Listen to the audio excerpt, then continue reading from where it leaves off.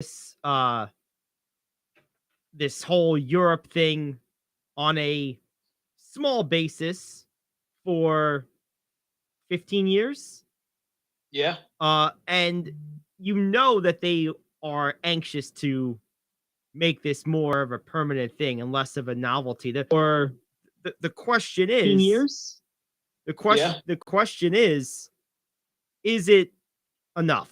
Is there enough fanfare there to sustain a full season versus a game or two? And I think that's really the question. I think that's really the question. And you know, we'll see. We'll see. I think there is. Look, I think just like soccer has grown over time pretty exponentially in popularity in America, I think the fact that the NFL has been regularly a presence there, albeit a, quick one, a novelty one for so long, will cut down the time it takes to build critical mass. But I think the fact that soccer was able to become a solid and sound sports staple in America over some time, it took them a long time, I think bodes well for the NFL being able to do the same thing in Europe. Very well could be. You figure you have two strong bases now in England and Germany. Yeah. Yeah, no, I mean, and those are two really good. I mean, those are probably the best countries for this. I mean, and if you did a European division, the question would be, where are you going to put the teams and how many? Now, well, they're saying 2 in London to start. Right. I assume you're going to have 2 in London and 2 in Germany from the way it sounds. That's what it sounds like. So there's your 4 teams. Now, will that mean expansion or will that mean relocation or maybe a combination of both? Good luck trying to get 4 NFL teams to relocate. Well, yeah, I mean, that's the thing. Maybe Jacksonville, perhaps, maybe Carolina. I mean, but yeah, I think you're going to have to expand. I think you could probably find 2 teams to relocate and you'd have to add 2 teams. That's what I would say. And we went through all of the logistics on this some time ago, but I think really the best way to do it would be add 2 teams, move 2 teams, and then have those teams play their interdivision games every year against more or less Eastern teams, maybe Central at the furthest. And if they have to play a West Coast team of some kind, those 2 teams get their respective buys. Whichever team did the travel gets its respective buy the following week. That's probably the best way to do it. It's going to be tough to pull off logistically.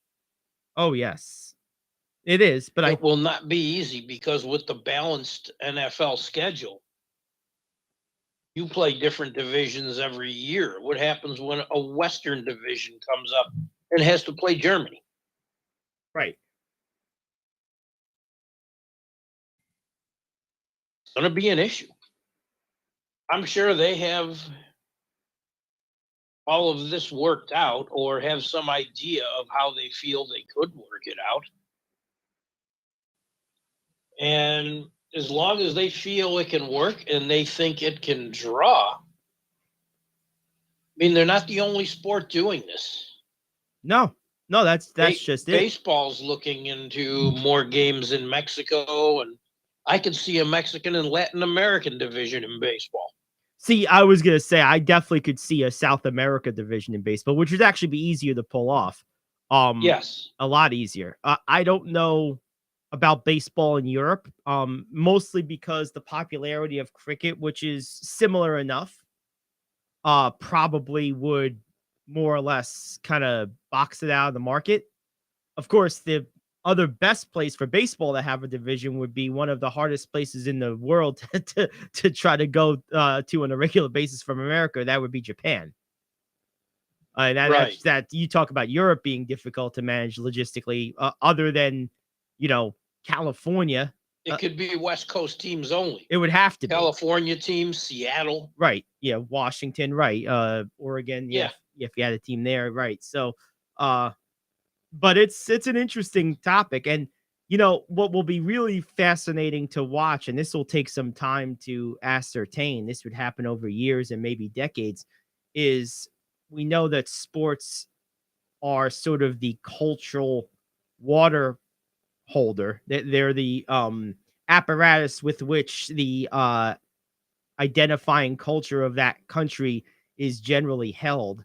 So if you start having real international leagues like this, I mean, I'm not counting the handful of teams in Canada. Like, if you really start talking about international leagues of this level, there's definitely going to be a higher degree of cultural cross-pollination, and what direction that flows and what effect those flows have will be fascinating to watch, because sports has that power to transfuse culture across those traditional geographic and national barriers. So that will be something to keep an eye on too.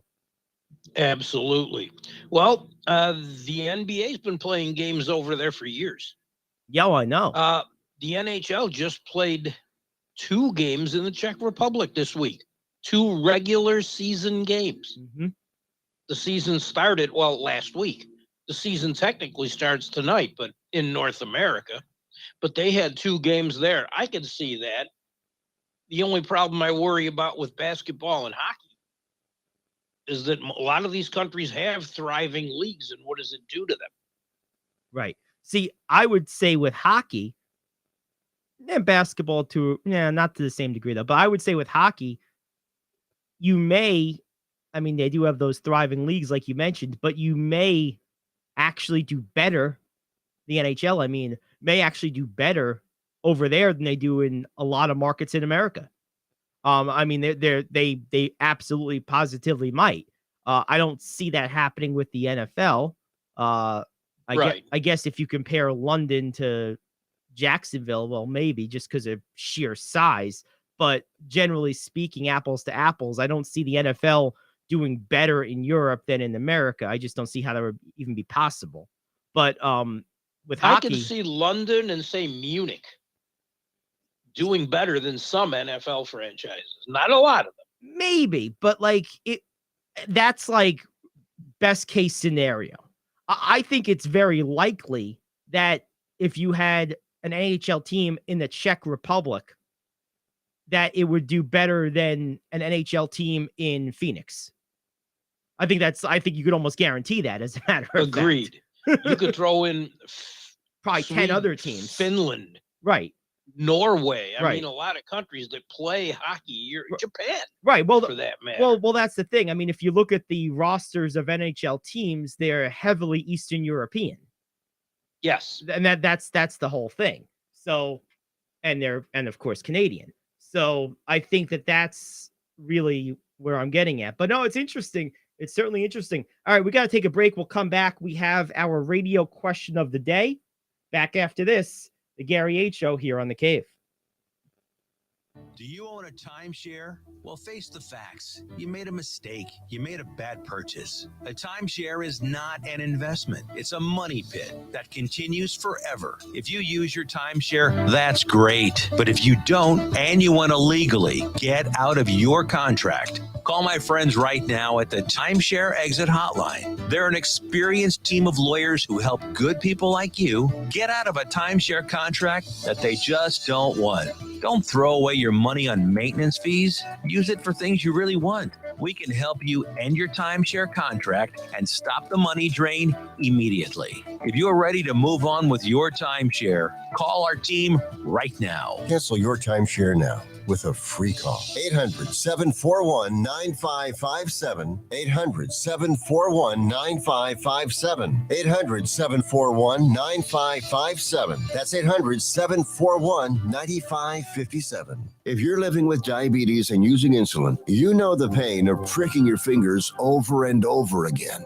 Ouch! Well, by wearing a small remote device called a continuous glucose monitor, or CGM, you can reduce the pain of pricking your fingers. If you administer insulin 3 or more times per day or use an insulin pump, call now and learn how a CGM can help you. Painless. No more pricking my finger. No finger pricks. Convenience. They delivered it free and they took care of all the paperwork. You can reduce pain right away. Plus, it's accurate, easy to use, and helps you spend more time in range. And if you have insurance, you can get a new CGM at little or no out-of-pocket cost. Call now and get free shipping of your new CGM. Plus, we'll bill your insurance for you. 800-826-5884. 800-826-5884. 800-826-5884. That's 800-826-5884. It's official. Pickleball is sweeping the nation. I am KO, back in a minute with your sports question of the day.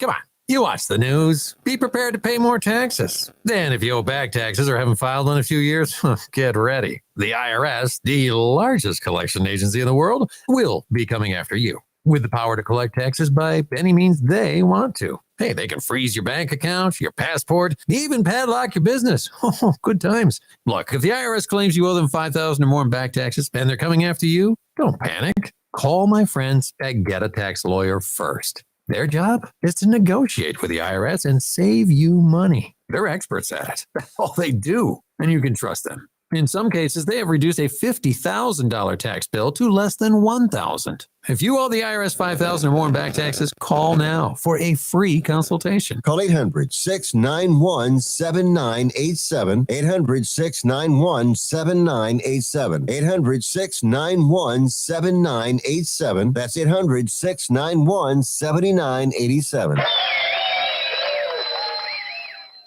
New Orleans Saints great Drew Brees has entered the pickleball arena. Brees is the new co-owner of the Mad Drops.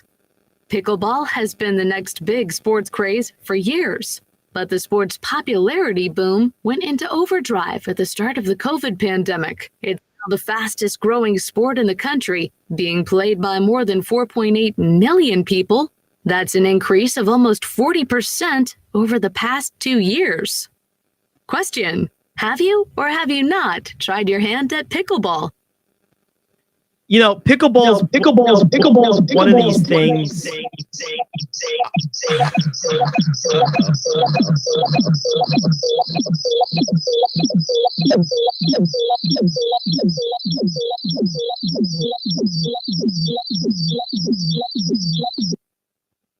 Ay, ay, ay. I don't know what that was. Hey. That was on my end. That was the restream. Oh, yeah. All right. Well, that was interesting. Pickleball. Yeah, let's work on that later. Yes. Pickleball's We've done this before. We have, I promise. Pickleball is one of those things that I think you have to be like, at least in my mind, like, I feel like for me to start playing pickleball, it's an admission that I can't play other sports anymore. like that, like, to me, that's how I kind of feel the same way about golf and a few other things. Like, there's nothing wrong with them, but me personally, like, if I'm able-bodied to play basketball, tennis, softball, or other things like that, I'm choosing those sports I just mentioned and probably one or two others, like volleyball, for example, over pickleball any day of the week. That's just what it is. I just, and you know, I do think it's ironic that a team owned by Drew Brees is known as the Mad Drops. That would not make him happy in his previous profession. Very true. So, and you know, I have to say one other thing about this. I don't know, in all my years of following sports, I don't know if there's been three things that have been more surprising to me in terms of the meteoric growth in popularity as what pickleball has experienced over these last few years. The fact that they've grown like that, and it's that sport that's done that in this day and age where everything is about, basically sizzle, is nothing short of unbelievable to me. It's true. I just can't believe it's happened. I mean, but you can't refute it's happened. It's absolutely happened, but it's just crazy to me. I just can't believe it. I can believe it. Well, look at you. Only because I was told about it like a couple of years ago by someone who was one of the pioneers, and it made me want to try it, which I ended up doing. And so I guess the offer to come down there and you and I go down to your local Y and clean up on those old guys isn't going to happen, or what? I mean, I'm not ready to jump into the pickleball arena just yet. No. When you're ready, I'm coming down. All right, very good. Yeah, I'm not It quite is there fun. yet. Yeah, it looks like it could be cool, but it's just, man, I don't know. I'm not ready to go there just yet. I'm just not. I mean, some of it's starting to get coverage. ESPN Plus is covering pickleball, and I don't think that's going to change anytime soon. Probably not. No, I mean, look, it's growing. I mean, I could see the one thing I will say. I remember about 20 years ago, poker had a massive boom in popularity and was televised all over the place. And like for about 8 years, poker players were like household names. And then it kind of rescinded back to its normal lot in life, so to speak, with maybe a little bit of residue popularity from the boom years. I think pickleball is potentially going to experience the same boom and recession and, recede back to some kind of mean with a new mean established in the process. It's like a big tide comes through. It eventually recedes, but you see where the new water line is after it recedes. I feel like that's what happened with poker, and I think that's likely to happen with pickleball. I don't know. I don't think poker has had that big of a recession. You don't see it on ESPN as much anymore as you did, but there are so many outlets carrying a lot of poker. Well, yeah, it has its audience. Oh, it does, but that latter part is kind of tied to the expansion of sports gambling. In the last handful of years, and it's a little different, but it's a kissing cousin. It's very similar. It's in the same people that are obsessed with betting lines and fantasy. There's an excellent chance there's massive overlay with people who play poker heavily. That there's a lot of the same people. In fact, my buddy Richie is a former professional player. He played poker for a living for 5 years. Now he's a dealer, and I can't tell you the number of stories he's told me over the years about guys who would kill it at the poker table but had no money because they would gamble it away betting sports or playing roulette. Like, so there's a lot of the same people.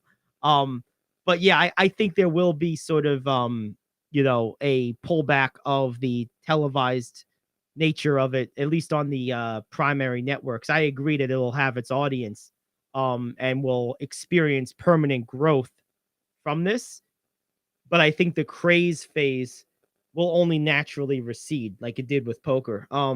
But no, it's amazing. And it just goes to show you, for as smart as marketing people are, for as influential as major broadcasters can be with their billions and their massive reach and scale,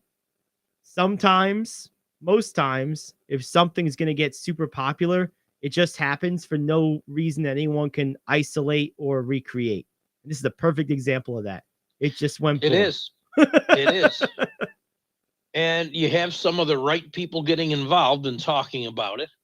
I mean, NBA players have invested. Yep. Yeah, LeBron owns a team. Now Drew Brees. I know Rick Barry's a big pickleball player.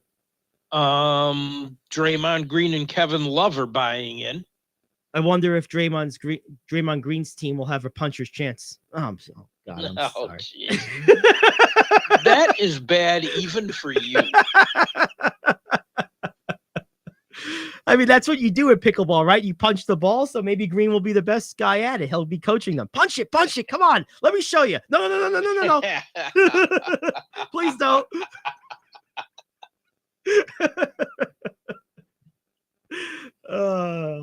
Maybe I should drink more coffee, or maybe I should drink less coffee. I don't know. Maybe you should drink less. Out of general principle, I refuse to tell people to switch to decaf, but you may be first on that list. You know what? Oh man, I don't blame you. I don't blame you. Decaf might be good for me. I think it's going to see a little more exponential growth. I agree it will eventually level off. Yeah, but it's I good. think the level's going to stay fairly good because anyone can play it. Yes. I mean, I could go out to a basketball court and I know I'm never going to play competitively. Right.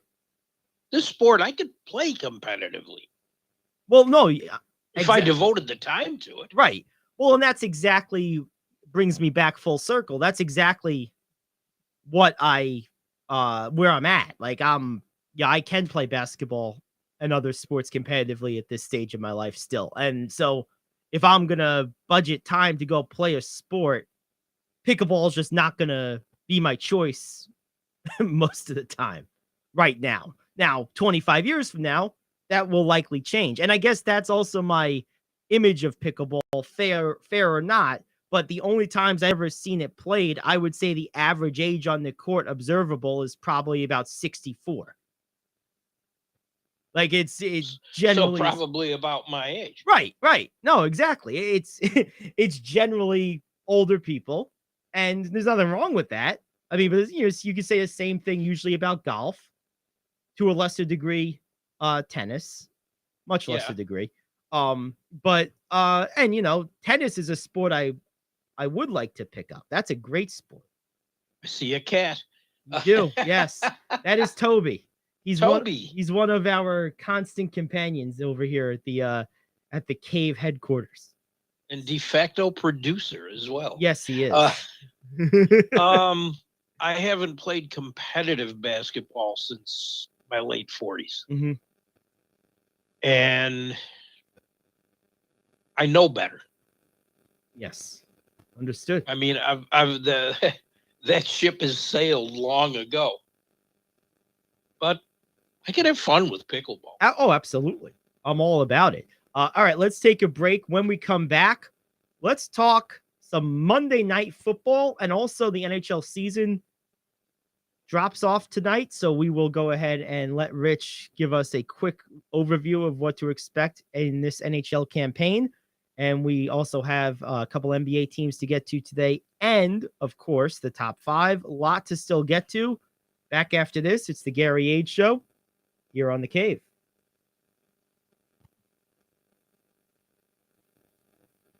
The facts. You made a mistake. You made a bad purchase. A timeshare is not an investment. It's a money pit that continues forever. If you use your timeshare, that's great. But if you don't, and you want to legally get out of your contract, call my friends right now at the Timeshare Exit Hotline. They're an experienced team of lawyers who help good people like you get out of a timeshare contract that they just don't want. Don't throw away your money on maintenance fees. Use it for things you really want. We can help you end your timeshare contract and stop the money drain immediately. If you're ready to move on with your timeshare, call our team right now. Cancel your timeshare now with a free call. 800-741-9557. 800-741-9557. 800-741-9557. That's 800-741-9557. If you're living with diabetes and using insulin, you know the pain of pricking your fingers over and over again.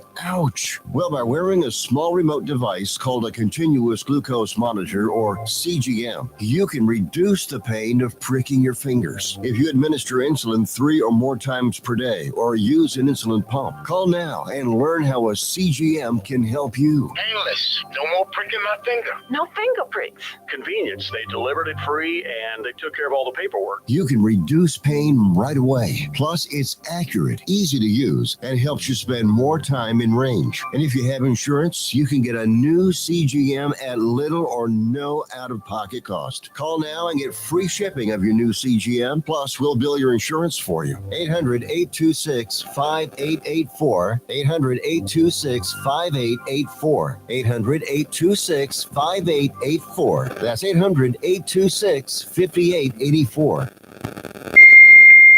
All right, we're back. Great to have you aboard. It's the Gary Ayd Show.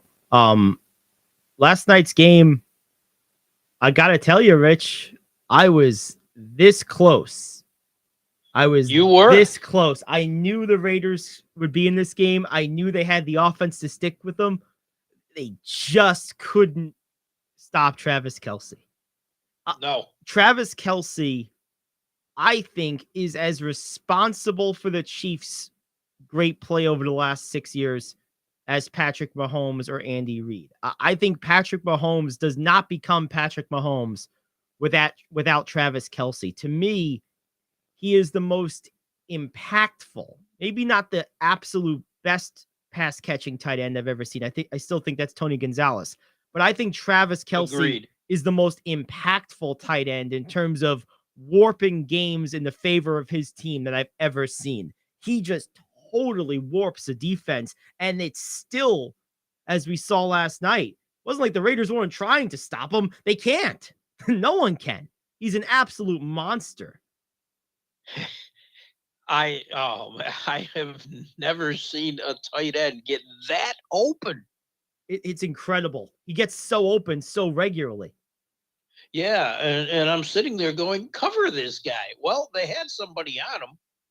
Yeah, and maybe that's where he's the best ever, is at creating immediate and significant separation at the line. Like, he's just always so open. It's not because he doesn't put on deodorant. You know, people will try to guard him. Do you bump him at the line? I mean, I don't see people try it very often. Well, I mean, I think that he shreds those bumps so effortlessly. He's got such upper body strength. I just think that, and the problem is he's also so explosive with his first step that if you put a big guy on him, say a linebacker, he just runs by him. Like, so I think it's just hard to, I think that's the secret sauce with Kelce, is just the way he's able to get open immediately off the line against pretty much anybody. I mean, he gets off the line quickly. The only way to do anything with him, I think, is to double him at the line, like a hard double. But now you talk about warping a defense. It's hard to commit two guys at the line to a guy who often lines up in the slot. You're creating all kinds of creases for everyone else, and Mahomes is way too good for that. Yeah. It's a tough answer, but the Raiders were in this game. They had a 17-point lead at one point. Chiefs came storming back, but this Raiders team is about as good as a 1-4 team as I've seen in a long time. It is. It really is. And you don't, I'm not in love with Kansas City's defense. I think it's okay. Yes. But I'm not in love with it. No, it's okay. It's not great. I agree. But outscoring them is never easy. No, it's not. Answer me a question. You probably saw more of this game than I did. What is roughing the passer in the NFL? Well, this is what I was saying about the Tua injury. The second that happened, it's touching the quarterback. Wow. It's going to be an overreaction. I knew that. And that's what was the argument we were having a couple of days ago, whatever it was last week. That was the basis of my point, is like, they're going to overreact to just a bad situation. And now you're not going to be able to even tackle the quarterback around the waist, because Jones tackled Carr perfectly. Yeah. Perfectly. So yeah, he didn't drive him into the ground. you're not going to be allowed to tackle the quarterback anymore because of the way people are going to overreact to Tua getting a concussion. And it's 100% because of that. There's no question about it. Like, I feel like over the last 4 years, those calls have leveled off, and we've gotten to a point where basically as long as you wrap the guy around the midsection or somewhere below the neck and above the knees, you were generally okay. Occasionally, if the guy, like, bounced off the ground a certain way, sometimes you get a optics call, but for the most part, it was all right. I think that ship has sailed as a result of people's being all upset over the Tua thing. And I think that this is going to be the new reality. I don't know that you're going to be allowed to sack the quarterback anymore. Really. I get in the Tua situation, the minute he started staggering around, you get him off the field. And that was a mistake not to. But now we're changing Period. the rules. But that should be the extent of it. Right. If someone gets up and cannot perform, they're done. They're done for the night. Goodbye. But this is nuts. Yeah. Now, I will say, did it have a direct impact on the game? Not really. No. No, it didn't. In this case, it didn't. I would be upset, and I get upset over NFL officiating. I would be upset if that would have been on the last drive of the game. Mm-hmm. In Kansas City, and it was a third down in Kansas City. He was desperate to get the ball back. See, and they called that and gave the Raiders another set of downs. See, in an example, in a situation like this, I'm upset at the fact that they're being told to make those calls. I'm not upset at the refs. The refs are doing what they're absolutely being told to do. I'm upset at the fact that they're being told to do it, not that they're doing it. I don't get upset at the frontline worker. I get upset at the person dictating the rules that they're then enforcing. So that's what I'm upset about. And more even than that, I'm upset about the reason why those rules are now being enforced. And, it's just that's why I came out the way I did against the Tua situation, because I knew these ripple effects were inevitable once they kind of kowtowed to the, crowd of, well, he shouldn't be out there and it's dangerous and blah, blah, blah. I knew this was going to be the reaction. It was 100%. I was on the other side of you on the Tua situation. Right. The problem was, but there was no way this wasn't going to be the reaction. I thought that should have been handled just by, get them off the field. Right. When that happens. And then have an actual concussion protocol, which meant he wouldn't have played the Thursday night game. And maybe this is done at that point. We just realize you have to take the people off the field when they can't perform. But it's gone way past that. There were a few of these calls on Sunday, too. But this one was big because the whole country was watching. Right. The Brady one is one of the big ones from Sunday. Everyone, but that's Brady. You're not allowed that's to the breathe on Brady call. Yeah, that's the Brady call. That's the Brady call. He gets Dwayne Wade treatment. I would say Dwayne Wade got Brady treatment. He was doing it first. True. And he's still doing it. Think about that. Dwayne Wade had an 18-year NBA career. Brady's NFL career started 3 years earlier, and has gone on 5 years and counting later. And still getting calls. That's right. Unbelievable. But no, this was a great game. Sack withstanding. I mean, this was fun. I mean, and I really thought it was going to be. This was when I saw the schedule for this week, this was the game of the week to me. I thought this was the best matchup of the week, and it certainly proved out that way. By the way, Vegas is scary sometimes, like I was saying yesterday. How they had the Chargers only 1.5 favorite, and then they won by 2. That is terrifying. Yeah. It really is terrifying how good Vegas is sometimes. You get the feeling that when they miss on one badly, it's just to keep us coming back for more. It's like an intentional miss. The house doesn't lose. They don't. That's why the house is so nice. In the overall scheme of things. That's why the house is so nice. and I'm in an apartment. Yeah, that's right. true. That's right.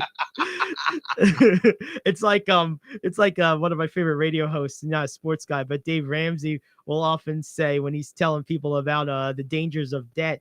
He said, "You ever notice how the bank's furniture is nicer than yours? Why do you think that is? Because you give them all your money." Good point. It's like, you ever notice they have nicer furniture? Unbelievable. Really good stuff. All right, let's take a actually, before we take a break, why don't you hit us with some NHL stuff? I know that's starting tonight. Let's do that real quick. Starting tonight, doubleheader tonight. The Rangers in Tampa Bay, followed by the LA Kings and the Vegas Golden Knights. It's two nice games to start with. Four teams that are definitely competing. Now, let's take a quick look at the Eastern Conference. I'm not going to go break down every team here because we have so much to do tonight. But I see four teams. I see some weird predictions out there, and I'm sure mine will be to a lot of people. I see four teams in the East that have a chance to compete and win. Tampa Bay, obviously. Champs didn't go away easily and won't again this year. Florida, the New York Rangers, and the Carolina Hurricanes. Out west, I see a lot of pretenders. I see a lot of good teams that may cause a little ripple. But I see three teams competing: the Calgary Flames, the Edmonton Oilers, and the Colorado Avalanche. And yes, I'm still struggling with the West. But when I put this all together and I looked at matchups, I'm not taking anything away from the Rangers because goaltending can win a series easily. Goaltender gets hot, it's done. I don't know for how long he can sustain, but I'm not sold on their score. Florida lasts. But there's something about that Carolina Hurricanes team that makes me think they're going to win the East. And that's who I have. But I was wrong last year about the East. So consistency might be something here. Out west, have the Ducks rehired Gordon Bombay to coach the team yet?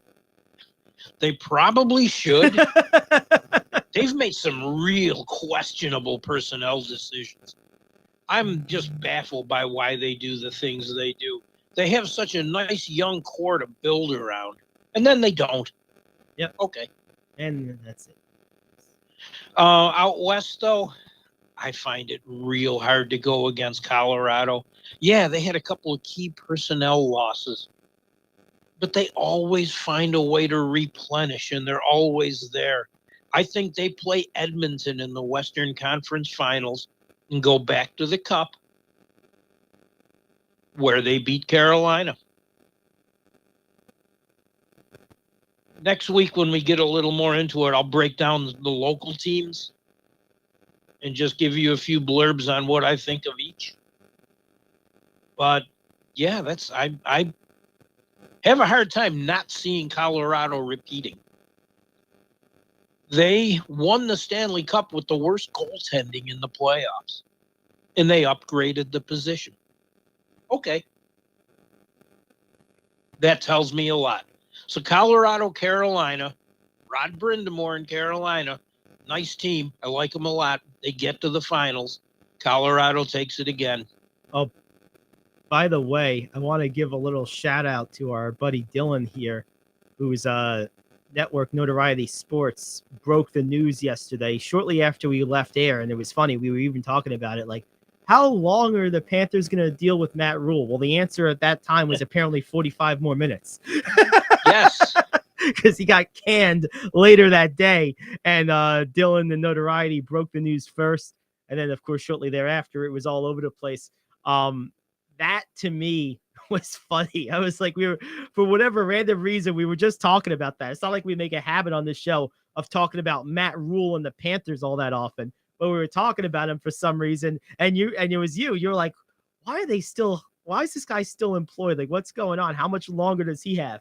Well, apparently the answer was 45 minutes. And his record was terrible. I'm amazed he lasted as long as he did. And you might give someone a shot if they'd shown any kind of incremental Any kind of growth. improvement. That's the thing. They've been Yeah. just as terrible from like the jump. They've not Right. gotten one bit better. If anything, they've gotten worse. Now, of course, Toby agrees. Toby agrees. And the fallout here is they're talking about fire sale. All of their good players, all three of them. What, all three good players? That's right. And I'm counting Christian McCaffrey twice. DJ Moore helped somebody. Yes, that's the other guy. So Christian McCaffrey, Christian, and DJ Moore. I don't know if I'd give up much for McCaffrey. I'm going to be honest. It depends what team I am. I mean, I'm not going to give up the farm and have him for 2 weeks. right. DJ Moore had taken a heartbeat. I mean, if I'm Buffalo, I've heard Buffalo linked to McCaffrey. I'll trade a first-round pick for him right now. I mean, we're in win-now mode. So, like, yeah, I understand the injury risk, and it's valid. But, like, on the chance he's healthy, we don't need that first-round pick if we're Buffalo. Well, you know, I think they need a receiver even more with all the injuries. play him in the slot. He's perfectly capable of that. Cook too. actually got a chance to play Sunday, and I think the rookie can revitalize that running game a bit. Yeah, so but I would make a move for McCaffrey. I would, if I'm a contending team. So if I'm Kansas City, if I'm Buffalo, here's an interesting one. It's funny. It's almost like the oft injured insuring against the injury of the oft injured. But what about what about the Giants adding McCaffrey? A pairing of him and Barkley? That would at least be scary. If Take a little load off of Barkley. Yeah. Too. That would be something. You talk about thunder and lightning. Yeah. You line them up in a split backfield, and with the RPOs that you could run with that too, because of Jones' athleticism at quarterback and ability to run, that would be scary. And Jones is actually somewhat effective when he doesn't have to throw downfield a lot. Exactly. We're learning that this year, so that would be fun. I think I like that even more because you add him and have a split backfield with him and Barkley, or an I formation or whatever, and it's just so many things you could do with it. You could split McCaffrey out in the slot. You can line him up split backfield. You can line him up I formation. I mean, hell, you could even go with a straight shell if you wanted to throw like another receiver or a fullback back there. I mean, there's just so many things you could do with that. And then another team that I think would be an interesting destination for McCaffrey, I think the Rams need a shot in the arm in a bad way right now. They do. It would be interesting to bring him in. Eckerd stinks. I don't know what happened to him, but that guy stinks now. He can't move the ball at all. The offensive line not being able to run block anymore is kind of a mystery too. Yeah, that's true. So I think I would love to see McCaffrey moved, and if he can stay healthy, I'd like to see him. It's kind of like the Mike Trout of the NFL in some ways to me. Like, I just want to see him play meaningful football games. Would be nice. So, but no, there you go. So, all right, well, let's take a quick break. We'll come back. We'll wrap up the hour with a check on baseball. Yankees still in the hunt, of course, and we'll get you the lowdown on that, and we'll continue on from there. It's the Gary Ayd Show. Back after this here on The Cave.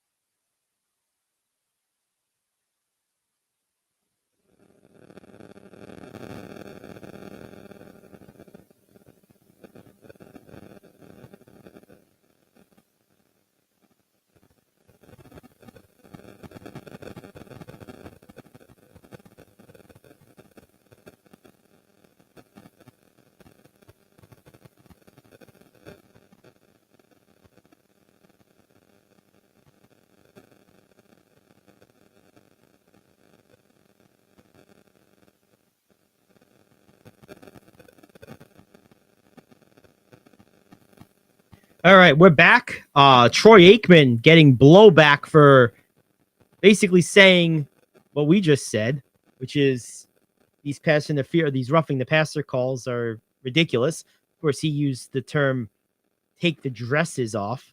I mean, so okay. Well, how many times have we heard that exact term in any sports bar in America in any given Yes. like come on, give the guy a break. This is how people talk. Like, I hate these PC police with their stupid, outrage, false outrage of language that if you were just walking around the planet, wouldn't even like if you heard someone on the other side of the street like yelling, take the damn dresses off, you wouldn't even look up. It's just so innocuous and just common a language. I just drives me crazy that this stuff happens. Like, I know. Like, let the guy do his job. He's speaking what millions and millions and millions of people are both thinking and saying on a daily basis during football season. That's And even why in other I like sports. Scott Farrell so much. Oh, Scott Farrell doesn't give two craps. Right. I mean, he would go one step further. He wouldn't be talking about dresses. He'd talk about tampons. Yeah. By the way, Scott Farrell here on the Cave from 4 to 6. So check him out. Always a great listen. He's tremendous. He really is. No craps given. We'll say it that way. Yeah. He'd probably say the real thing, but that's why he's Scott Farrell. I have a little more tact than that, but that's not saying really anything. It's Scott. Well, geez, I remember when he was on Howard Stern radio. Oh man, that I can't even imagine how they didn't lose the license over that. Off. Yeah, but it's on satellite. Oh, right. Okay, so that was good. Yeah, that the cuffs were off because he used to be he had a show on Howard 101, the second channel. Oh, yes. And oh man, I would listen to him just for the outbursts. I can't even imagine the combustible combination of Howard and Scott. That's like terrifying to even think about. And appreciate the great commentary. Oh, they're just tremendous. All right, so Yankees, they are still in the hunt. My Mets, of course, are not.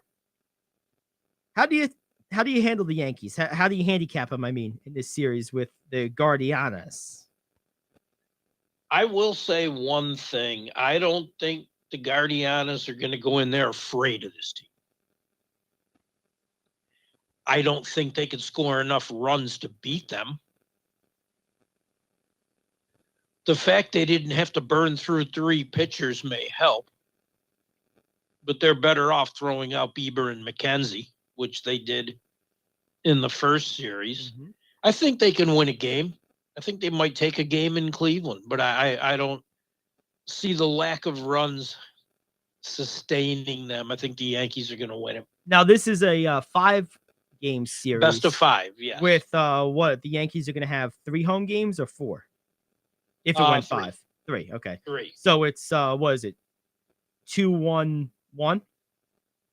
2-2-1? Yeah, 2-2-1. Okay, yeah.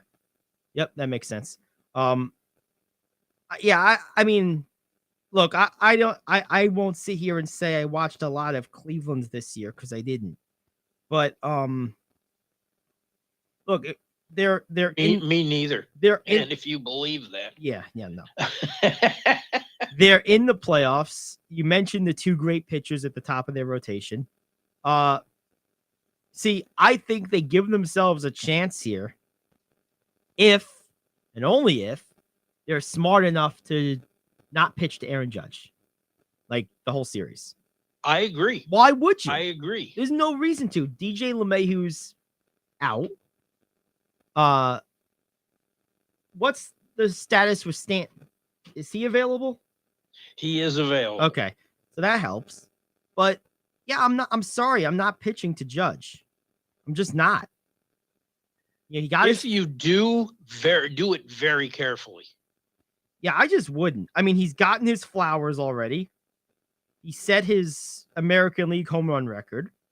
So like there's no when we get off the air, I have a story to tell you about that too. Okay. There's no it's good for the game argument at this point. That's been satisfied. So, like, no, I'm not pitching him to him. Just not doing it. So anyway, I was trying to find if I could see their lineup for the, if the lineup had been posted yet, but I don't think it has. I haven't seen it. Yeah, but I'm assuming that Judge and Stanton will hit back to back. Although sometimes they break them up. Sometimes they hit Judge at Sometimes 2. Judge hits second Yeah, for some reason. Yeah, Well, that's because they have no real leadoff hitters. right. That's very true. If Cleveland can manufacture a couple runs and pitch well, if it comes down to bullpens, I'm taking the Guardianas all day. Yes. Clase had 40-something saves this year. He's a beast. Well, Aroldis Chapman. Oh, wait. Never mind. Still a subject. Yeah, goodbye Yankee career. Yeah, that's that. You can go back to the Cubs and lose 110 games a year there now. Hey, why not? Toby agrees. Toby is intent today on. Oh, he wants it. He wants his flowers too. He wants his camera time. He's not shy. Oh, yeah, why not? He's not shy. Why not? All right, let's hit this break. We got the top of the hour coming up, which of course means the top 5. We'll get more into some of the out of town baseball matchups. Second round playoffs start today, so we'll break some of those games down. And one division left in the NBA to cover. We do. We have the we still have to hit Portland. We didn't get to do Portland yesterday, so we got to finish Portland, and then we did Portland on Friday. Okay. I thought we had left one team left in the Pacific still, but I guess no, we did Portland Friday. Okay. We just have this division to finish the up. Southwest. Okay. Here we go. So yeah, we got that still to come. And of course, we got a little bit on news you can use. So back after this, the Gary Ayd Show. You're on the Cave.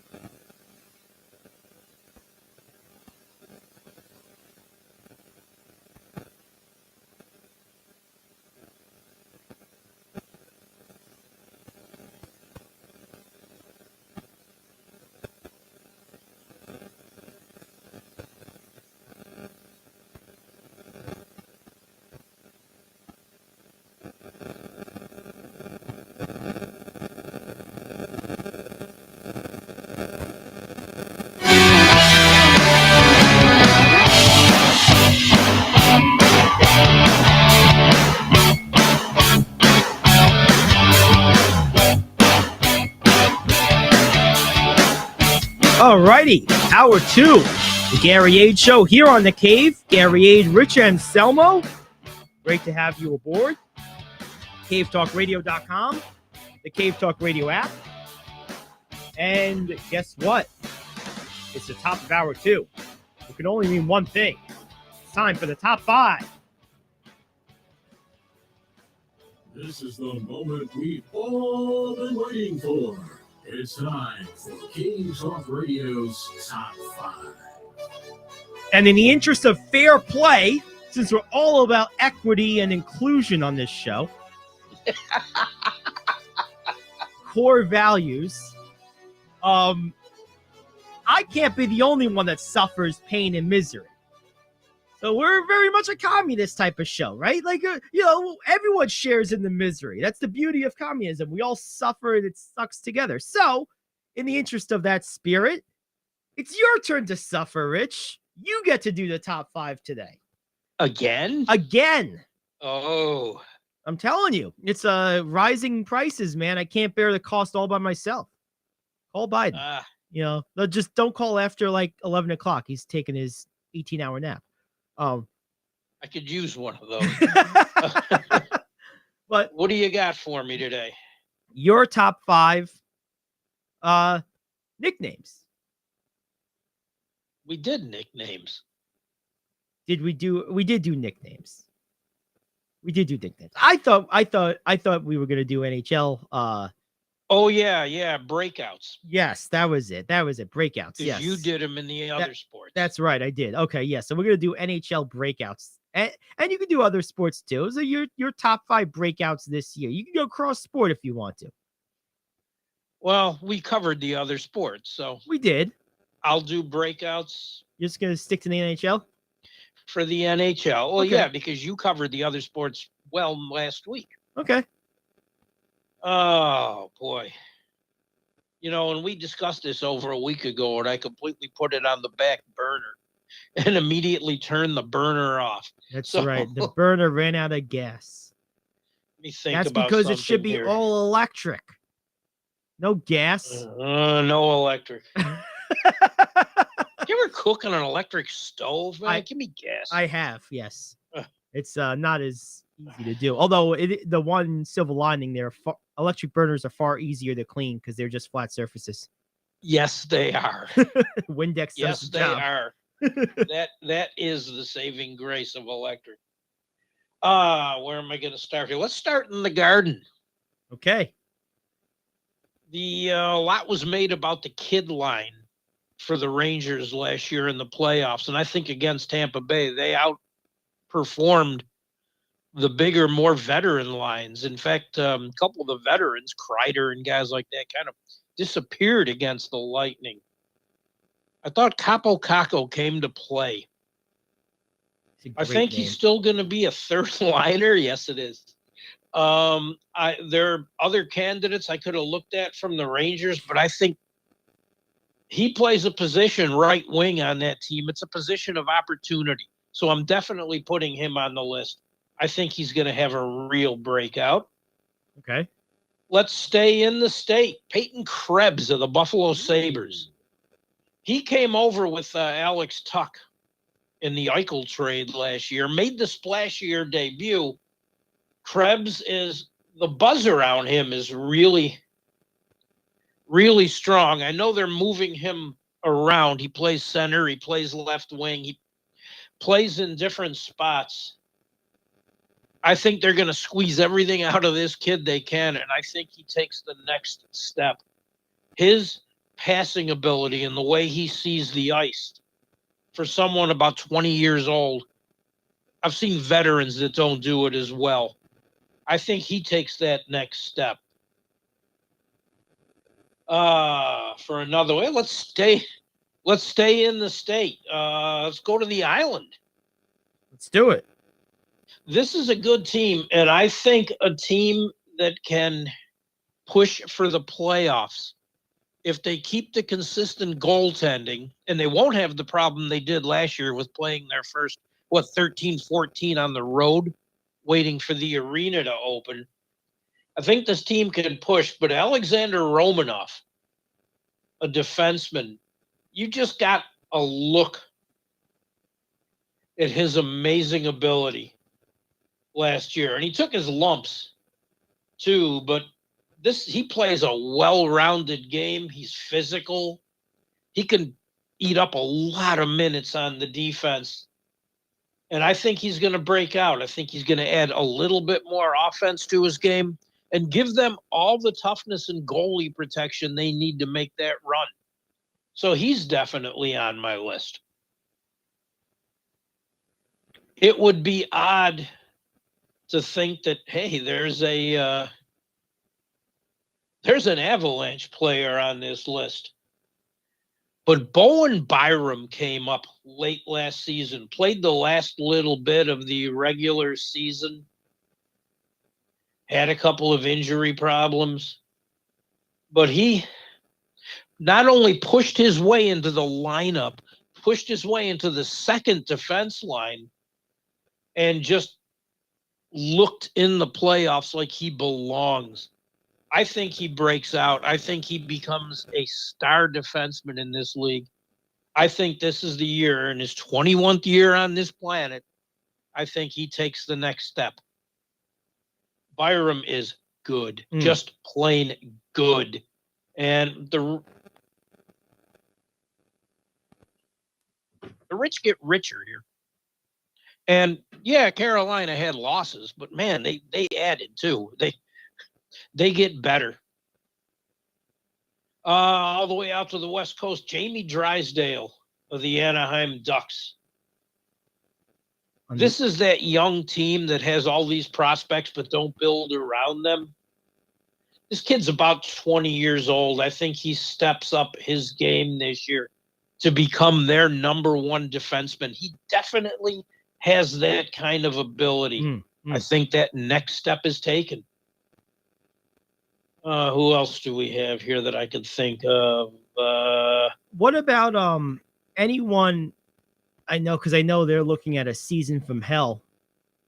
Anyone in the Phoenix organization jump out to you to give the fans a little bit of nugget of something to cling to this year? Not really. That's a shame. Not really. They had a really good draft this year. The first one in a long time, but none of those guys are ready. Cooley, the American kid, they drafted third. I loved him in the draft. He's going to be going to college, so he's not available for a couple of years. They drafted a kid named Morgan Geekie. Great name. That is a great name. With the 11th pick in the first round, but he went back to juniors. He is not ready. So I think in a couple of years, you're going to see that there, but not this year. Spencer Knight of the Florida Panthers comes to mind. He's a goalie. They have a goalie. Bobrovsky's been there forever, and he's a high-paid ticket. Well, they spent more money on this backup goalie. Another kid, he's about 21. But they paid him $4.5 million on his new contract. That's not ride the pine money, even though your regular goalie makes $10 million. Your regular goalie has never had success in the playoffs. I saw this kid Knight in person last year, and he's big. He's agile around the net. He doesn't give up goals easily. I think he makes that next step up, and $10 million contract, be damned. Here we go. All right, so wrap it up. What do you got? What do you got? Your top five? Give us the order. Yeah, I don't want anybody to complain that we're talking hockey. I know it's one of them things, but you've named about 8 or 9 guys. This is around the time we would call it to order, so to speak. Anyway, so what do you got? Give us your order. I'm going to say Byram in the Avalanche, number one. I think this kid is just going to be a star. He really is. Drysdale of Anaheim, number 2. Capo Caco of the Rangers, 3, because I think it's just opportunity. And you have to have a name like that on the list. It's a rule. Let's go with Romanoff of the Islanders at 4. Okay. And say that's a toss-up between two. Peyton Krebs of the Sabres at 5. I Okay. think there's just too much potential there to fail. There we Oh, go. Dylan, get used to it. Come on. It's going to happen. The season's beginning. It's going to be here. Just come to peace with it. And there you go. That's my top 5. Yeah, there you go.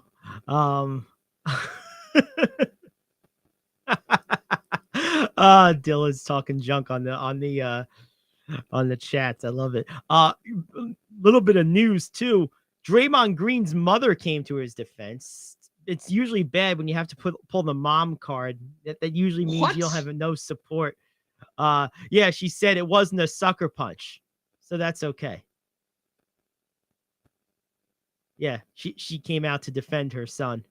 So that makes it all right. Then. Yes, because it wasn't a sucker punch, according to his mom. I'm gonna say she's a little biased. I don't know. Just a guess. I don't even know what to say to that. Just a guess. Just a little biased, perhaps. All right. Well, let's hit this break. We'll come back. We'll do what team do we want to do today in the Southwest? The Mavericks sound pretty interesting. All right, let's get to the Mavericks. We got that coming up. Got a few teams left. The NBA season tips off in about 7 days. So we'll be finishing this up just in time, which is great. And then on the day of the season, which is the 18th, we will do a season preview for you, a full season preview. We'll do our top 5, bottom 5 storylines. We'll probably dedicate about an hour to it that day to open the NBA season. Yeah, so that should be a lot of fun. We'll probably do that in hour 2 of that day. So that's on tap next week. But in the meantime, we continue through our divisions. We got the Mavericks coming up. Back after this, it's the Gary Ayd Show here on The Cave.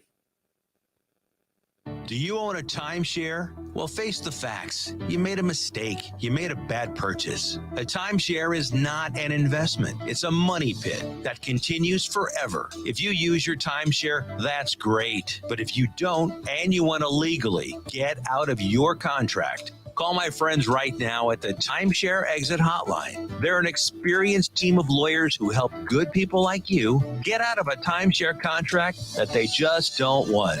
Don't throw away your money on maintenance fees. Use it for things you really want. We can help you end your timeshare contract and stop the money drain immediately. If you are ready to move on with your timeshare, call our team right now. Cancel your timeshare now with a free call. 800-741-9557. 800-741-9557. 800-741-9557. That's 800-741-9557. If you're living with diabetes and using insulin, you know the pain of pricking your fingers over and over again. Ouch! Well, by wearing a small remote device called a continuous glucose monitor, or CGM, you can reduce the pain of pricking your fingers. If you administer insulin 3 or more times per day or use an insulin pump, call now and learn how a CGM can help you. Painless. No more pricking my finger. No finger pricks. Convenience. They delivered it free and they took care of all the paperwork. You can reduce pain right away. Plus, it's accurate, easy to use, and helps you spend more time in range. And if you have insurance, you can get a new CGM at little or no out-of-pocket cost. Call now and get free shipping of your new CGM. Plus, we'll bill your insurance for you. 800-826-5884. 800-826-5884. 800-826-5884. That's 800-826-5884. All righty. So we continue with our NBA preview. We have the Dallas Mavericks. Rich, this is a team that I think fits the criteria of being a first-time serious expectation organization, at least with this in this era, so to speak. They were probably expected to be a playoff contending team last year, and they radically overstepped that goal. They were narrowly, they almost made the finals.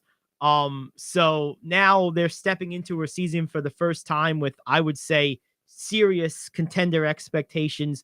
The question is, are they up to the challenge? They bring in Wood, They obviously lose Jalen Brunson to the Knicks, but they will get a Tim Hardaway Jr., a healthy Tim Hardaway back, which should help a lot. And of course, they got one of the 3 or 4 best players in the NBA in Luka Doncic, good coach with Jason Kidd, solid owner. I mean, this team right now going into the season in the Western Conference, besides the Warriors, I would say there's not a team in the West that is likely to be a contender that I have less questions about at the start of the season. I mean, if you look through all the other contenders, what's the effect of the whole Robert Sarver thing and Jay Crowder thing going to be on Phoenix? Denver, are they going to be healthy? The Lakers, it's one big question mark. The Clippers, same thing, healthy. Are they going to have the front court depth? With the Mavericks, what I see right now, they feel like a team that what you see is what you're going to get. They look like they have a nice, even, clear, calm waters going into the season. And other than, well, now not even Golden State with this Green thing, if he gets moved, they might be the team heading into the season with the least turbulence in the whole conference among the contenders. Well, they do have Frank Ntilikina on the roster, so that's true. They got the question I have is, where on this roster is that second guy to take Brunson's place? It's probably got to be Wood, right? Or maybe Hardaway. I don't see Hardaway filling that role. We know what he is by now. I mean, he's a very good scorer. He is. You got Spencer Dinwiddie on the roster too, who I think might get more of a look there. Christian Wood adds so much to this team. He really does. They were kind of height deprived with just Kleber and who really, Dwight Powell as bigs. That was it, yeah. Adding Christian Wood means a lot, I think. And JaVale McGee coming off the bench is going to help them too. Oh, I forgot they brought in McGee. Yes, that does help them. So it's a well-rounded roster. You still got Bertans on there. Finney Smith is still there. He's a nice, solid wing. He's a really nice player.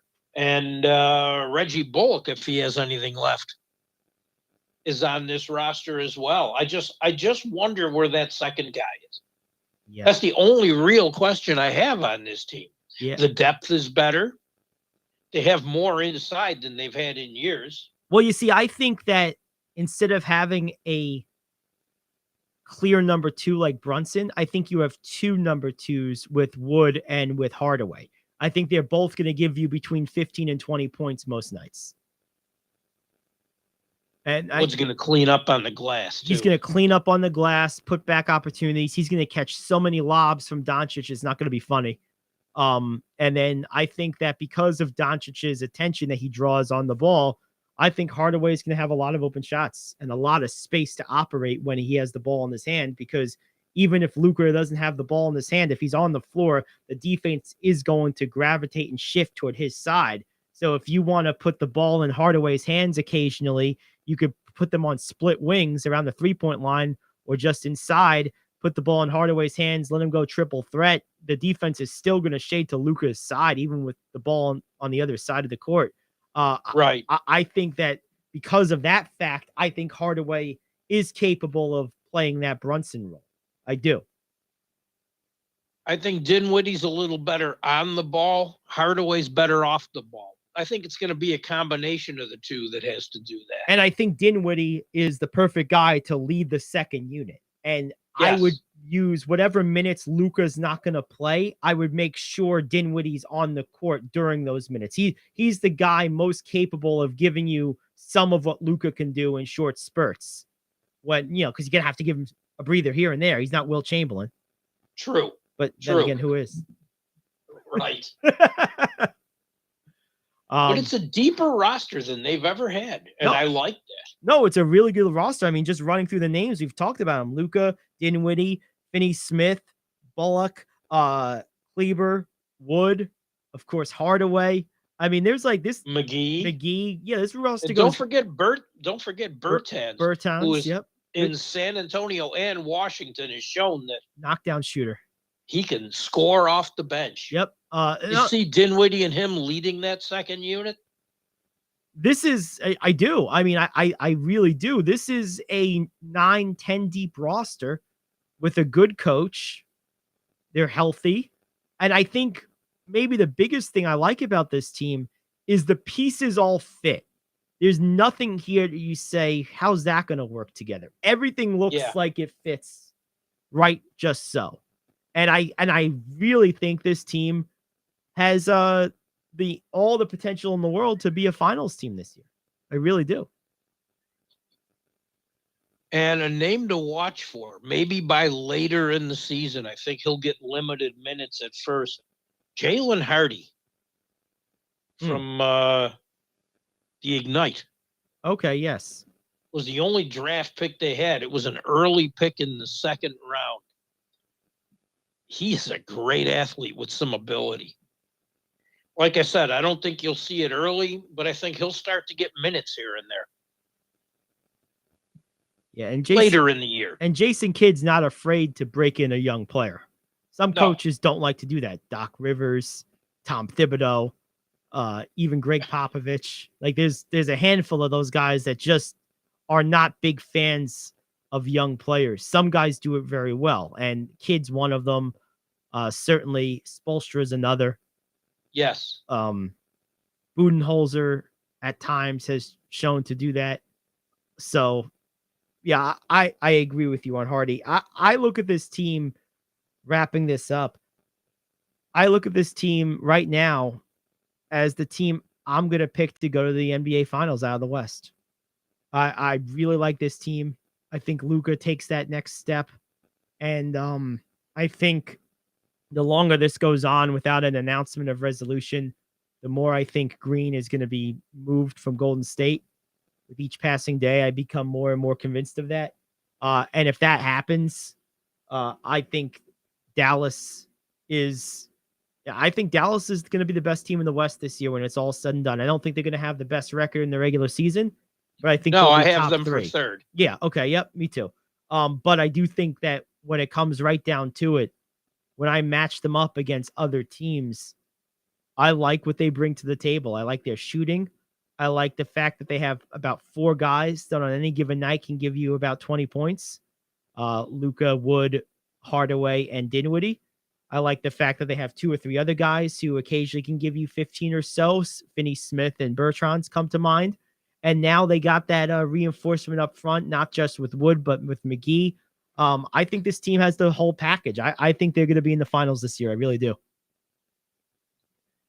I think they could. I'm holding reservation on that to see what the Warriors get for Green. Right. If it's going to be a Jay Crowder, I don't think it hurts the Warriors. No, I really don't. No, I agree. Green and Phoenix would be interesting. I've heard him say he'd like to play with the Lakers. I've heard him say, everybody wants to play with the Lakers. I know. They want to play with LeBron. Right. Well, I mean, you can't blame them. No, not at all. You got, I've heard Luka publicly stump for Green. So, I don't know that I love Green in Dallas. But I could see him with the Lakers. I could see him with Phoenix. I think that makes a lot of sense. A 1-for-1 swap here. We'll take your trash. You take ours. How about that? Just get it done. Draymond knows how to be that guy, though. He knows how to be that guy that produces on a champion. The longer the playoffs went on last year, the better he got. Yeah, he went from averaging 2 to 6 all the way up to 9. And it doesn't matter what he averages. He brings intangibles. Yeah, I mean, I love technical fouls. And that is, and I didn't see him have a lot of those in the playoffs either. I know you can't stand the guy. He saved them for the offseason for his own team. I know you can't stand the guy, but he did his job last year. The more the playoffs went on. No more than Looney did his. He's just another role player. He gives that team a toughness that they thrive off of. Yeah. Well, not in camp, obviously. But well, he gave pool of toughness around the eye. He'll have a nice callus there for a little while. Well, let it go. Okay. Never. Not See a what chance. happens. See if he's even there. I don't think he will be. I think Phoenix does make some sense. Because I agree with you that Crowder would bring to Golden State a lot of the same things. If that's what they're looking to get back, is the same thing. Unless they're looking to go in a whole different direction, then that's a different story. But hey, well, the Warriors aren't blessed with a lot of size either. No, they're not. And unless they're you have to get some toughness back if you're going to give Green up. Well, that's why I wondered maybe if they were going to consider a different direction. That direction being really put Wiseman out there for the first time and really see what you have, and then move Looney down to 4, and go with, like I said, a slightly different direction. That would be a total different look. But it might not be the worst thing in the world. Looney has proven himself to be an excellent player for them. Oh, he is. Yes. He is. He's another player that fills the perfect role for that team. Yep. So, and I think the next evolution for Wiggins, who now talk about a guy entering a season with elevated expectations for the first time in a while. The next evolution for him, if you do move on from Green, is I think Wiggins is a guy who probably can handle some of the playmaking duties as a secondary playmaker off of Steph. I think he's got the athleticism and the talent to do it. That would be the guy. That's a role that's not easy to do, though. It really isn't. And Green is an outstanding passer.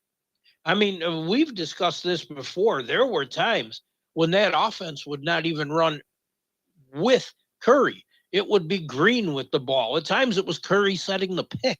Right. Well, and that makes sense. That gives the offense that variety that they need. Right. I mean, it makes perfect sense. I mean, because Green is pretty good at that. And moreover, he's a 0 as a scorer. So it makes sense to play him in that playmaker role. And get him to get the ball to the guys who actually can score. It makes perfect sense to do that. I think right, but that's not as easy to replace, especially from a position that's not guard as you think. No, I'm not saying it's easy to replace, but what I will say is, unlike Green, Wiggins is a threat to score himself. And so if you have a guy who is going to be cast in that role, who's also a dual threat to score more himself, it makes it easier, even if he's not as good of a playmaker, because the defense has to play him. They have to hedge more against him. Whereas when you're guarding Green, I mean, players have straight said this, you can just let him guard himself, and you're guarding against the pass. With Wiggins, you won't do that. You can't do that. So it's, it would be a whole different look. And I don't think that's a bad lineup if you wanted to go that route. If you're Golden State, well, because you really don't know what you have with Wiseman yet. We don't know at all. So right, I don't think it would hurt them to. He's got to get on the court if he's in their plans. We don't even know if he's in their long-term plans yet. Well, and even if he's not, treat him the way they treated Russell. Like, build up the value of the asset and move him. Like, play him big minutes or decent minutes between now and Christmas, build up his value and move him. Or if he is in your plans, get him on the court, like you said. I think first of all, he has to be healthy and stay healthy. Right. So I think it's now or never. An issue with that. He has, definitely. I think it's now or never for him. At least with Golden State, I think we need to see something from him this year if they're going to either keep him or even if they're going to move him and try to get something for him that maybe fits their style and way of doing things a little better. And this all predisposes that they end up moving Green, which they haven't said they're going to yet, but I feel they are. I really do. But I've been wrong before, so we'll see. All right, let's take a break. We'll come back. We'll break down the out-of-town baseball action, and then we'll close it out with news you can use. Back after this, the Gary Ayd Show here on The Cave.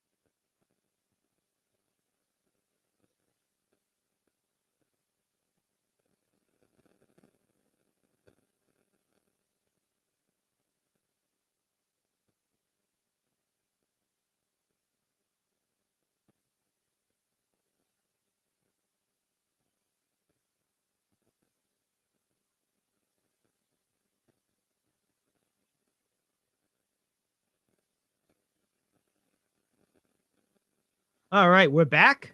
Gary Ayd Show, and we're going to do some baseball right now. We talked about the Yankees a little bit. Let's start there again real quick, Rich. Who you got in tonight's matchup? Game 1, Cleveland and New York. I have New York. I like Cole against the pitching matchup. Remember, the Guardianas put their 2 best out there already. This is the advantage of the teams that sat have. Right. That's right. Quantrill will be the pitcher for Cleveland tonight against No Cole. slouch. No, but no Garrett Cole. No slouch. Since he came over, he's done a great job. But I still think Garrett Cole would benefit from having his beard back. I think Garrett Cole would benefit from not having meltdowns all the time, but that's why he needs his beard. That's his insulation against the meltdowns. Probably is. See? Makes him more manly. The other 3 matchups tonight, starting in a little over an hour and a half. The Philadelphia Phillies taking on the Atlanta Braves. Pardon me while I puke. Yuck. I don't even want to watch that series, but I think Atlanta's a vastly better team. I think Atlanta wins this series quickly. I think this is even maybe a sweep. I just like Atlanta in this matchup a lot. And again, the Phillies went through their 2 best pitchers in the last series. Neither are ready, obviously. And Atlanta's starting the guy they want. Yep. And I think this team knows how to win, period. They do. They absolutely do. You have Fried against Suarez, who advantage Fried. We do have lineups for this game. Braves trotting out Acuna, Swanson, Riley, Olsen, Contreras, followed by the unspeakable at catcher. Arcia, Harris, and Grossman. And then Philly counters with Schwarber, Hoskins, Riamuto, Bryce Harper, Castellanos, Bohm, Segura, Vierling, and Sosa. So advantage Atlanta. I mean, that middle of the lineup, 3 through 5 for Philly is as good as anybody. And Schwarber, of course, the National League home run leader. Actually, National League home run leader. But it's not a bad lineup. It's not, but man, Atlanta's lineup is. I like the balance of Atlanta's lineup. I mean, really 1 through 6, they are scary. And Harris is one of the best center fielders in all of baseball. He's amazing. Yes. So I like Atlanta in this one. I do too, rather easily. Yep. Agreed. Spencer Strider. He may not pitch. That's what I'm looking right at. away in the postseason. Right. Oh, now you talk about the best mustache in baseball. Oh, there you have it right there. There you go. Oh, without a doubt. But he just signed a nice deal too. And if you look at their lineup and look at the Braves in general, they have guys signed through the decade. A lot of key pieces. That's going to be a good team for a while. Agreed. No, I totally agree. All right, let's head over to the American League now. Back to the American League, I should say, and take a look at Seattle and Houston. And it's been a nice story, Seattle. Yes, we're seeing the same thing, and you hit it on the head, Rich. You're 100% right. Herein lies the advantage of winning those divisions and not playing in the first round. Seattle also, they had to win their first round matchup, so of course they used their best guys, and now poor Gilbert has to go against Verlander. And no, nothing against Gilbert, but I'm thinking Gilbert's mom is betting against her son tonight. Not even mom is coming to your defense on this one, kid. That is the game where you would want Castillo. Yes. That's the game you're not going to get Castillo. Correct. Now, the only chance I think they have, if for some reason, and I'm not saying this is going to happen, and I definitely don't expect it, for some reason, Verlander just doesn't have a Verlander kind of game. And he's the first one that said, hey, postseason pitching is different. Yep. and he's absolutely right. If he doesn't have a Verlander kind of game and they manufacture a few runs and Castillo comes out for game 2, then it's anybody's series. It's true. But I don't think it's going to be that. I think Seattle may take one. They're a feisty team, and as game 2 in that Toronto series proved, they're not out of it when you think they are. No, that's true. And to your point, I mean, in a lot of ways, the pressure is on Houston in this game because winning this game is taken for such granted with this pitching matchup that if you were to somehow lose it for whatever reason, whether you lose it because Verlander doesn't bring it or because Gilbert overachieves and in the late innings, someone ekes out a weird run or something. If you lose this game, it does put Houston quite on the defensive because then, 2 through 3, Seattle's next guys are as good or better than the balance of Houston's rotation. So it does put them in a defensive position if they lose this game. But the flip side is if they win this game, it puts them in a commanding position given the shorter series. And Seattle had trouble against Houston all season. I know it doesn't mean anything, but it does. It does. In a way. And but Seattle yeah, if they team. won game 1 and Castillo took game 2, I think going home, Seattle wins the series. Yep, I agree. But it's going to be tough. They will get at least one playoff game in Seattle for the first time in a long time, and I am happy about that. But no, I'm taking the chalk on this one too. Yeah, it was 4 presidents ago. Yeah. That's the last time Seattle hosted a baseball playoff game. 4 presidents ago. Wow. Time has gone by quite extensively. 21 years. It's a long time. Okay. We can't forget the series you want to forget. I know you've been pushing it to the back burner. Oh, it's the last series of the night, too. I did these and somewhat again, chronologically. This is an issue with a series going 3 games. Padres threw all their arms out there. Yes, they did. The one thing the Padres have that I don't think these other teams, with the possible exception of Philly, have, the underdog teams I'm talking about, they have enough offense in their lineup to win a game that their pitching implodes in. Now, the problem for them, of course, is the Dodgers have more offense in their lineup. Yeah, just look at the top 3. They start off with Betts, Turner, and Freeman. Thank you. Check, please. Yeah, I know. It's ridiculous. It's insane. That's not even getting to the cleanup hitter. Imagine if Bellinger ever rediscovered how good he used to be. Oh, jeez. That's illegal at this point. Maybe that's why he did it. That's a weird thing. How good he was and how young he still kind of is and how bad he's become.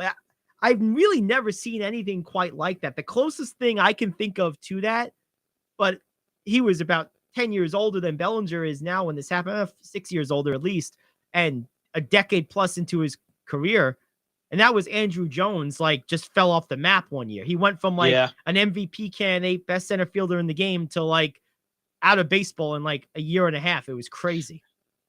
It was. I'll date myself on this one again, but I go back to Steve Blass. Oh, yes. Who was a great pitcher that all of a sudden couldn't get the ball over the plate. Yeah, Steve Sachs, another Dodger, had that happen to him as a second baseman. Same with Chuck Knobloch. It's weird. Oh, Knobloch couldn't catch a ball after a while. I know, it was weird. That's all part of the mental game that's played, though, and it's tough on people. It is. It definitely is. So in this series, it's hard to, you really can't in good faith pick against the Dodgers.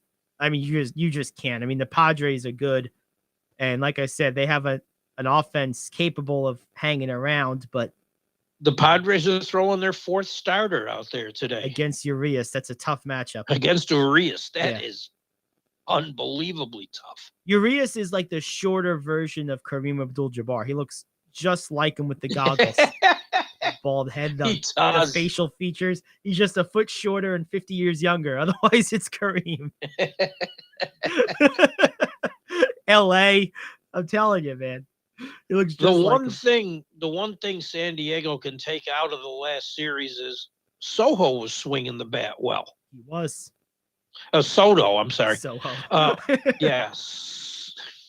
Yeah, I'm thinking about where I'm going to eat lunch. This is bad.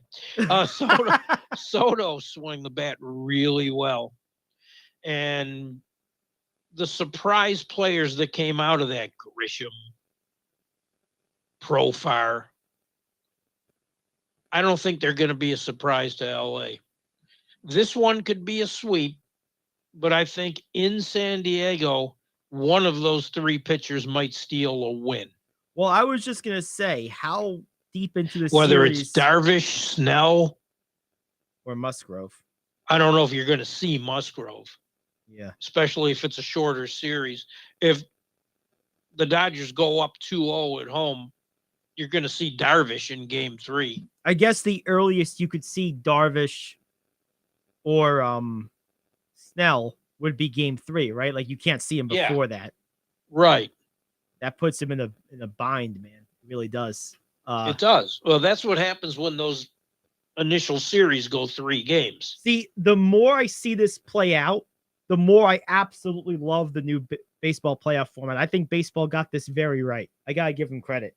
I think they really got this right because you're seeing, and it should be this way, a intense advantage in value to winning your division. And it should matter. You're going to play 162 games. It should mean something. Now, the Mets kind of got screwed with the format, but, nothing's perfect. And, but they had home field, but they didn't have that first round bye. So if the Mets had won this series, they'd be in the same position the Padres are in right now.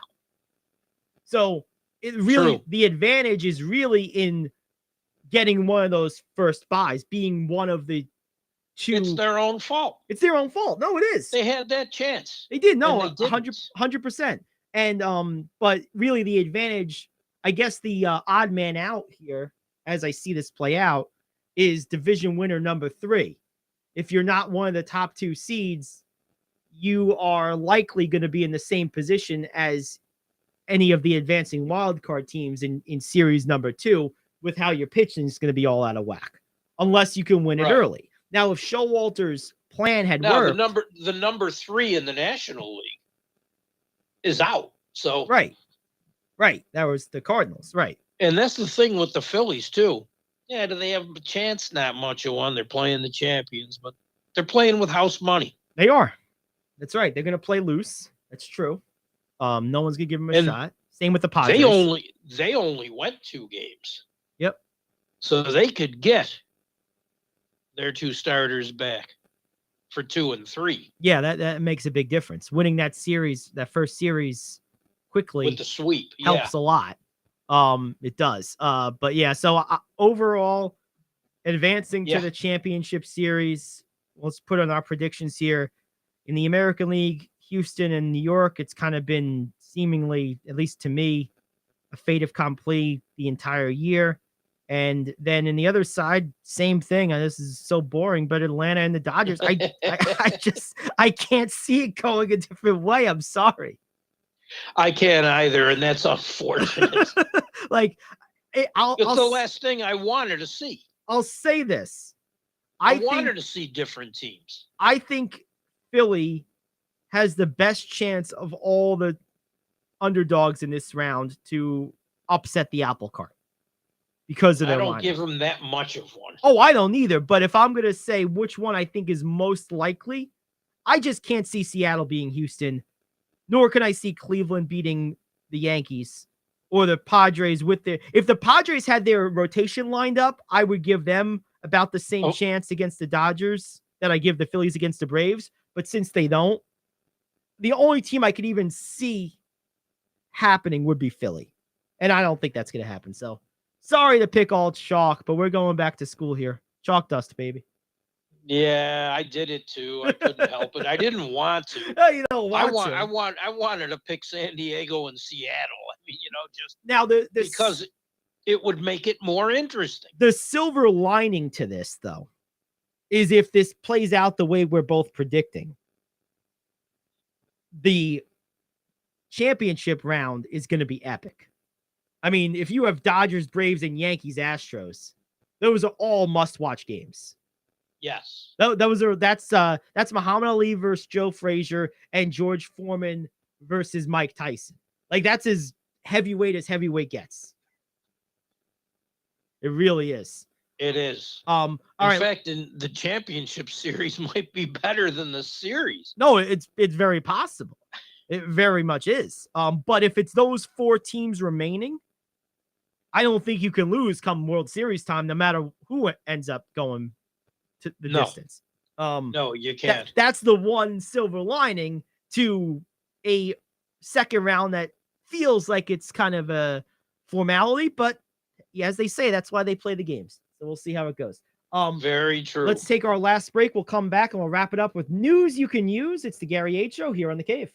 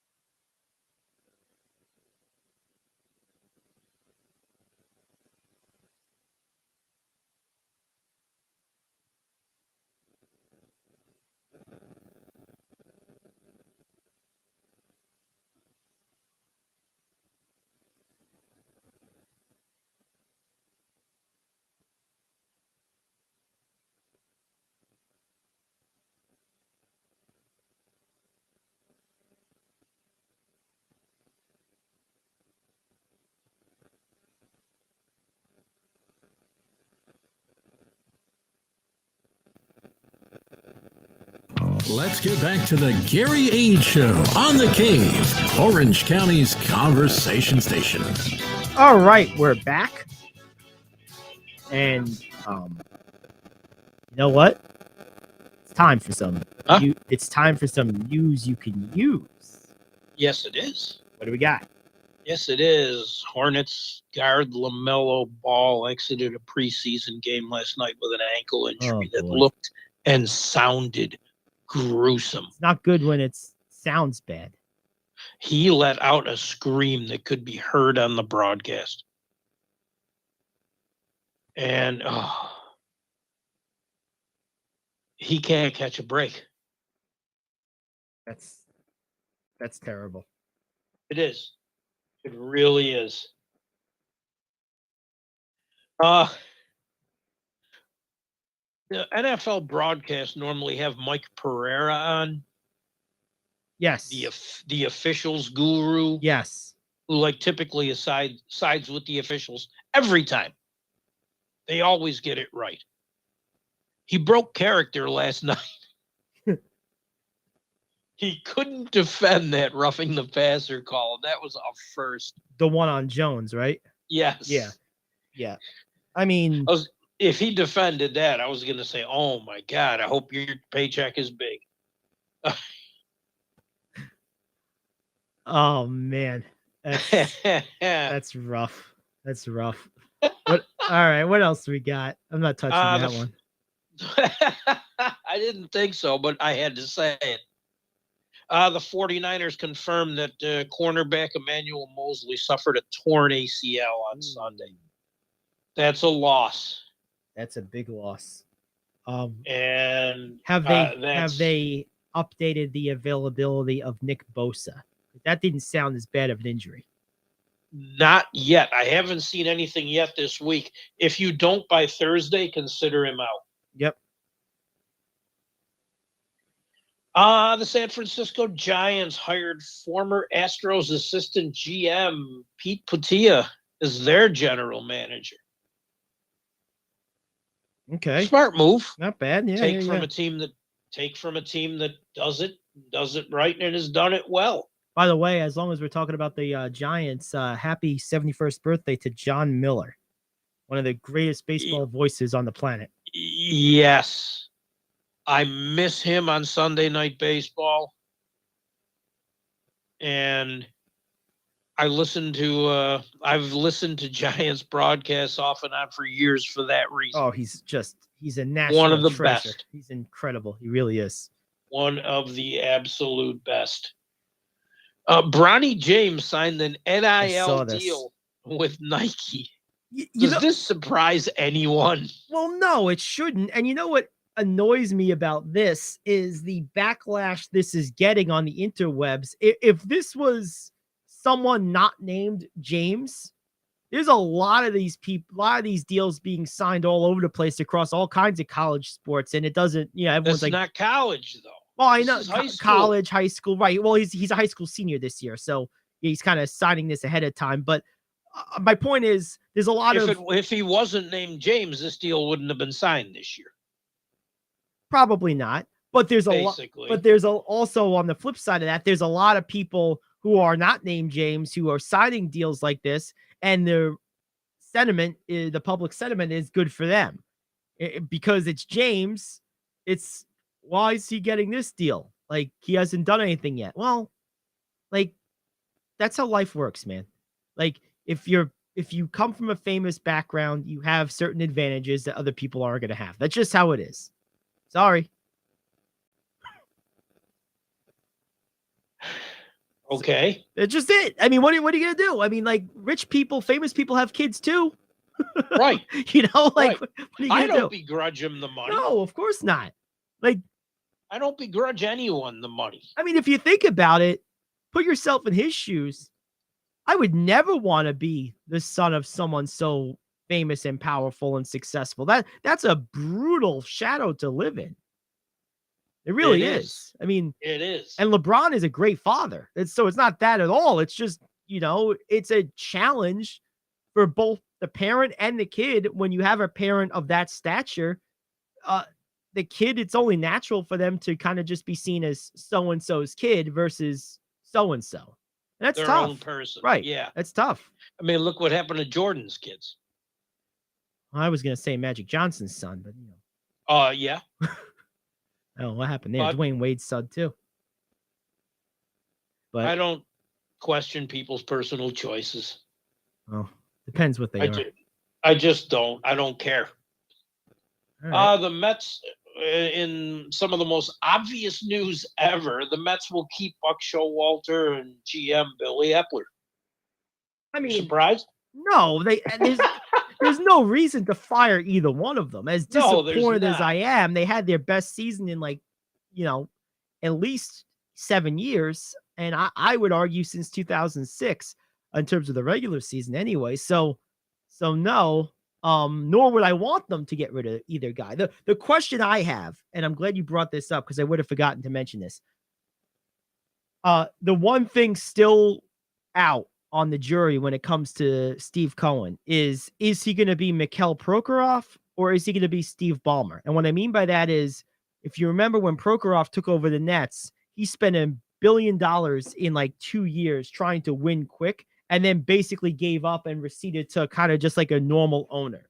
Ballmer, on the flip side, has been spending money consistently and in an escalating manner to continue to improve and enhance and maintain the team. So my question is, which way is Cohen going to go here? Because there have been some rumblings, I think mostly unfounded, but people are saying, well, why didn't they do more at the trade deadline? Well, I can rationalize that away by saying at the time of the trade deadline, they were one of, if not the best team in baseball, and you didn't really feel you had to do a lot. I don't True. think that's unreasonable to hold that opinion. Now, if he all of a sudden reverts to Sandy Alderson form, even with Alderson out of the organization, then you start asking that question. So I think the jury's still a little out on that, but my personal confidence in Cohen to continue to spend to improve the team really is still largely intact. The two things I have confidence with this team on are Cohen spending money and Pete Alonso hitting baseballs. Everything else, I don't know. Agreed. One last one. Yep, let's do it. Interim Phillies manager Rob Thompson earns a 2-year contract before the NLDS. Good for him. Good. He earned it. There's no That question. team was in the doldrums. He deserves. Couldn't agree more. Now let's send him back to the doldrums, though. Nice positive note to leave off. Huh? That's right. Well, good stuff. All right. Well, that does it for us. For Rich Anselmo, this is Gary Ayd saying so long. Titillating Sports with Rick Tittle is next. Facebook feed will terminate. Check us out at cavetalkradio.com or download the Cave Talk Radio app for Apple or Android to be able to listen to our station 24/7. Rick Tittle, and of course, we mentioned him earlier in the show, Scott Farrell for the 6. cavetalkradio.com. See you tomorrow here on the Cave.